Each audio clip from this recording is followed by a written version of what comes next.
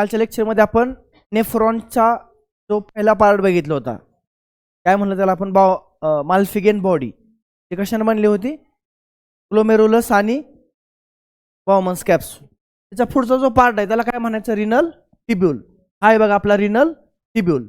तर tubule continue with ट्यूब्यूलचं start कुठून होतं? इथून. पहिला पार्ट कुठला? त्याला आपण बॉमन्स कॅप्सूल. पुढं proximal tubule, loop of Henle आणि देन डिस्टल ट्यूब्यूल. बरोबर? Henle's loop and distal convoluted tubule हे असा त्याचा सिक्वेन्स आहे. PCT loop of Henle, DCT collecting duct. Henle's loop मध्ये दोन पार्ट आहेत. परत खाली जाणाऱ्या पार्टला काय म्हणायचं? डिसेंडिंग लिम्ब आणि वर जाणाऱ्याला काय म्हणायचं? Ascending limb. DCT of many nephrons opens into collecting duct. कशामध्ये ओपन झाले सगळे? परत कलेक्टिंग डक्ट मध्ये. बरोबर? आता पुढचा पार्ट आहे collecting duct extend from cortex. हे बघा इथं स्टेटमेंट आहे तसे महत्वाचे. एक्झामला तुम्हाला सरळ आयडेंटिफाय करेक्ट स्टेटमेंट असा क्वेश्चन येणार. तुम्ही जर नीट ऑब्झर्व करून बघितलं, कलेक्टिंग डक्ट स्टार्ट होते कॉर्टेक्स मध्ये आणि कुठे येते ती? मेडुला मध्ये. कुठे येते? मेडुला पर्यंत आली. हे बघा, हा किडनीचा हा बाहेरचा भाग आहे कॉर्टेक्स वाला. हा कुठला भाग आहे? मेडुला. मेडुला मध्ये आपण काय बघितले? पिरॅमिड्स. काय बघितले?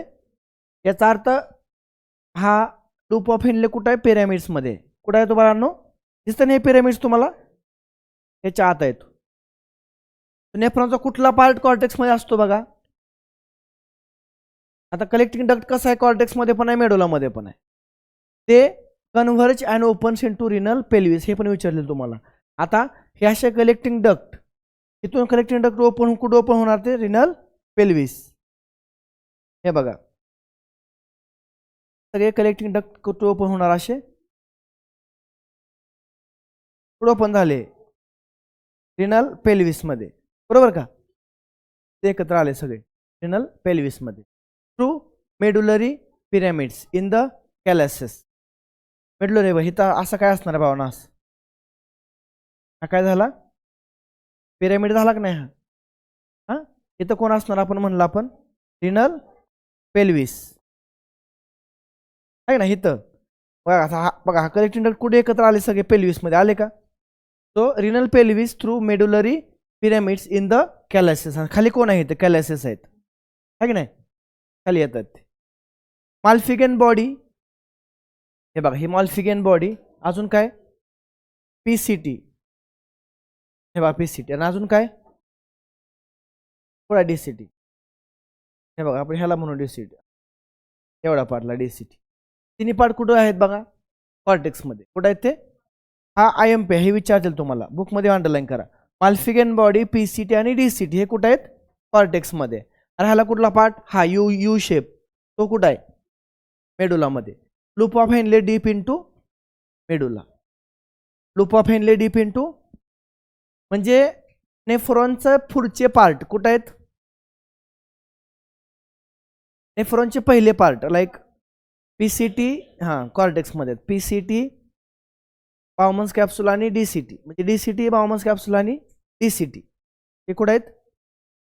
माल्फिगेन बॉडी. आणि लूप ऑफ हेनले कुठे आहे? मेडुला. क्लिअर आहेत परत? ओके. आता पुढे जाऊ का? ह्यात काय डाऊट तुम्हाला? हे मला विचारा बरं का, डाऊट आला तर प्लीज जरा. काय झालं? हा मग ते सांगतो कलेक्टिंग डक्ट हा स्टार्ट झालाय कुठं? बघितलं कॉर्टेक्स मध्ये. खाली आलाय मेडुला. म्हणजे हा दोन्हीकडे पण आहे. कलेक्टिंग डक्ट कुठं कुठं आहे? कॉर्टेक्स मध्ये पण आहे, मेडुला मध्ये पण आहे. लूप ऑफ हेनले कुठं आहे? मोनिका लूप ऑफ हेनले कुठं आहे? कसं काय? तो नाही कळली स्टेटमेंट तर विचारायची. ह्या स्टेटमेंट लय सोपे आहेत. हाही तशा स्टेटमेंट तुम्हाला विचारतात. ओके. तो हा झाला कॉर्टेक्सचा पार्ट, हा झाला मेडुलाचा पार्ट. याच्यावरनं बघा दोन प्रकार पडतात नेफ्रॉनचे. दिलं घ्यायचं नाही दिलं परत सांगतो. ठीक. पुढचा पार्ट आहे आपला नेफ्रॉनचाच. तुम्हाला दिसतं की नेफ्रॉनच्या बाजूने तुम्हाला लाल कलरची एक ट्यूब फिरताना दिसते. फिरते का ट्यूब? ही लाल कलरची ट्यूब. हा हे बघा, हे बघा, हे इथून बाहेर निघाली. हे इथून ग्लोमेरुलस मधून. कुठलं आहे? इफेरंट आर्टेरिओल. आणि ते पूर्ण काय झाली नेफ्रॉनच्या बाजूने काय होते फिरते आणि नेफ्रॉनच्या बाजूने फिरताना तिने जे नेटवर्क बनवले त्याला काय म्हणायचं पेरिट्युब्युलर कॅपिलरीज पेरिट्युब्युलर कॅपिलरीज आणि त्याच सेम कॅपिलरीज जर तुम्ही बघितल्या तर त्यांनी काय केलंय इथं इथं कोण आहे आपला हा कोण आहे U shape loop of Henley भोवती जे त्यांनी नेटवर्क बनवले त्याला एक शब्द आहे बघा वासा रेक्टा काय म्हणतात तर बघूया त्याच्याबद्दलच्या काय स्टेटमेंट दिले आहेत एनसीईआरटी मध्ये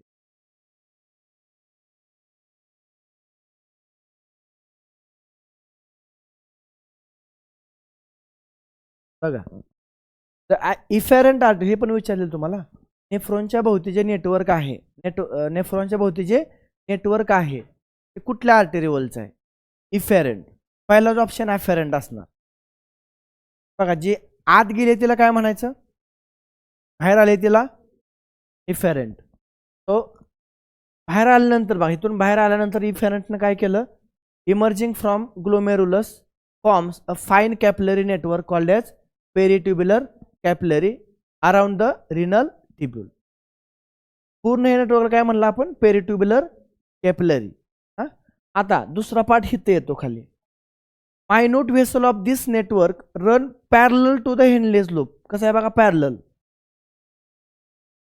लूप ऑफ हेनले कसं आहे खाली त्यालाच पॅरलल ही येते खाली वर चालला हे बी वर जाते एक ट्यूब कसे आहेत पॅरलली काम करतायत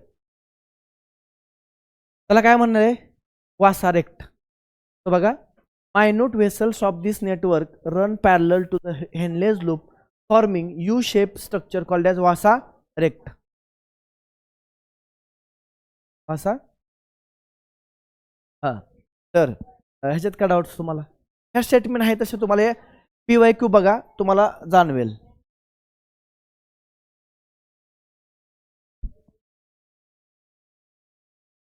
मला काय समजेल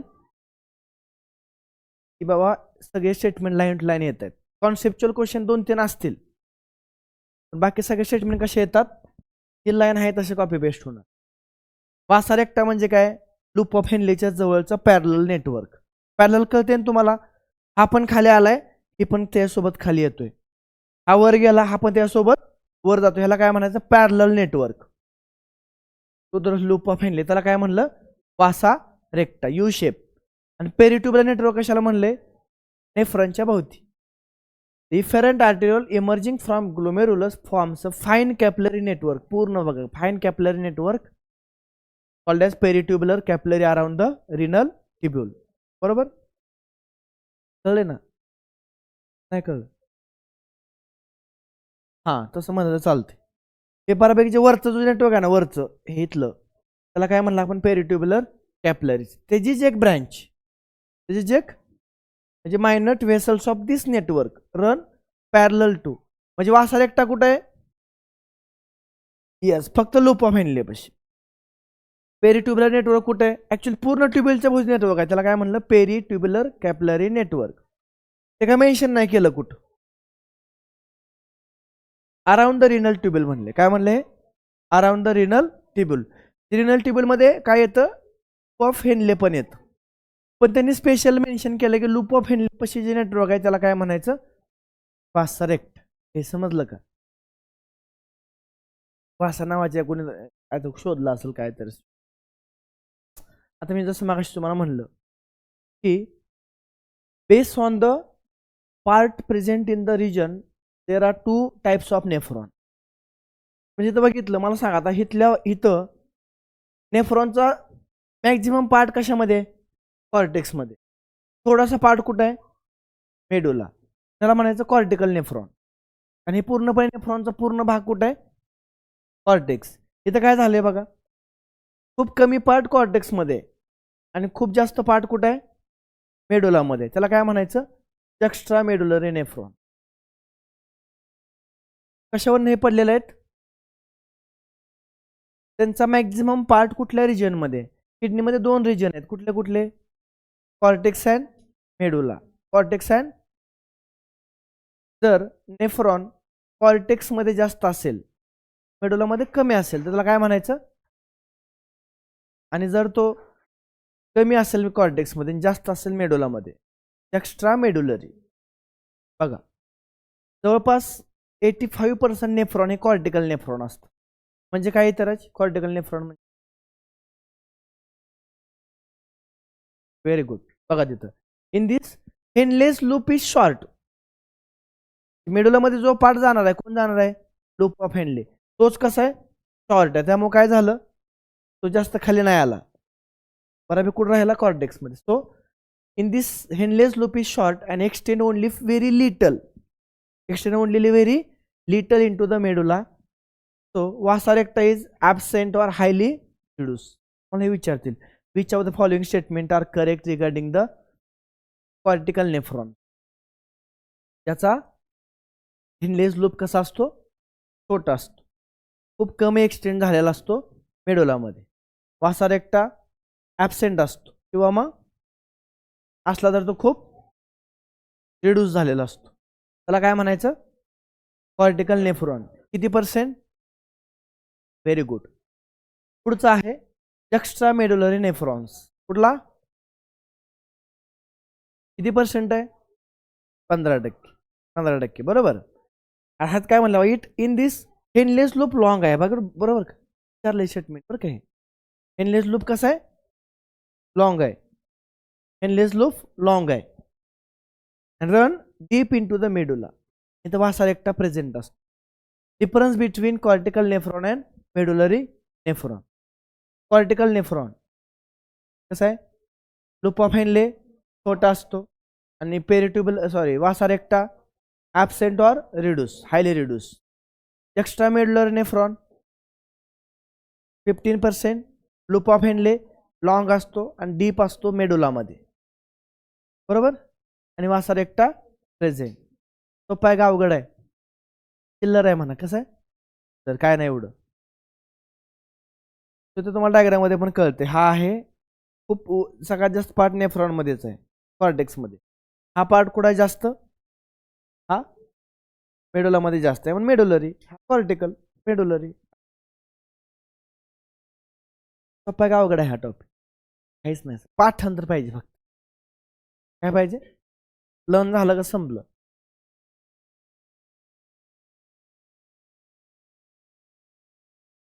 स्ट्रक्चर ऑफ नेफ्रॉन एकत्र किडनी युरेटर रिनल पेल्विस हे पिरॅमिड्स बरोबर का. पिरॅमिडला झूम केला हे बघा हा पिरॅमिड दिसतोय हा कॉर्टेक्स हा पिरॅमिड कॉर्टेक्स पिरॅमिड. पिरॅमिड कशामध्ये असतात मेडुलामध्ये. पिरॅमिड कशामध्ये असतात मेडुला.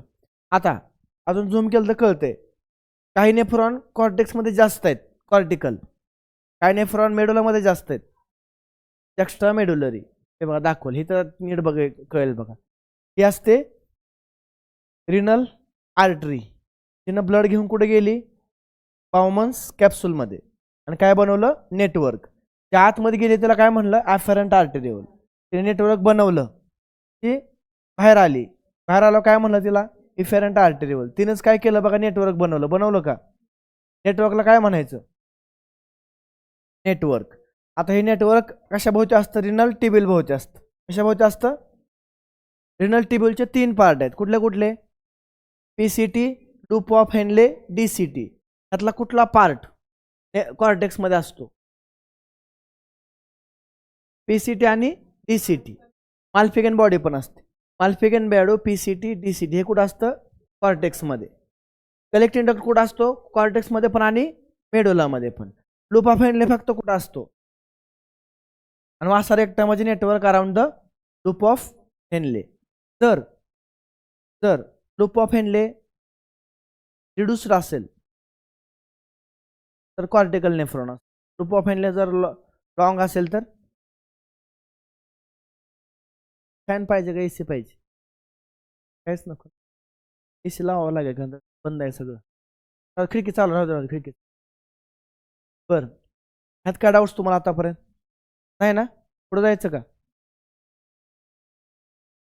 विद्यार्थी मित्रांनो. जर तुम्हाला डाऊट असेल तर विचारा बरं का मला. ओके सो पुढचा पार्ट काय आपला ड्युरिंग फॉर्मेशन ठीक आहे. सो तुम्हाला या पार्टमध्ये काय शिकायला मिळेल तुम्हाला स्ट्रक्चर ऑफ नेफ्रॉन. पुढच्या व्हिडिओमध्ये मी शिकवणार आहे ड्युरिंग फॉर्मेशन. ओके, ठीक आहे. तो पण तुम्ही बुकमध्ये एकदा रीड करा, देन तुम्हाला मी इन्फॉर्मेशन. ठीक आहे, भेटूया आपण पुढच्या व्हिडिओमध्ये. थँक्यू.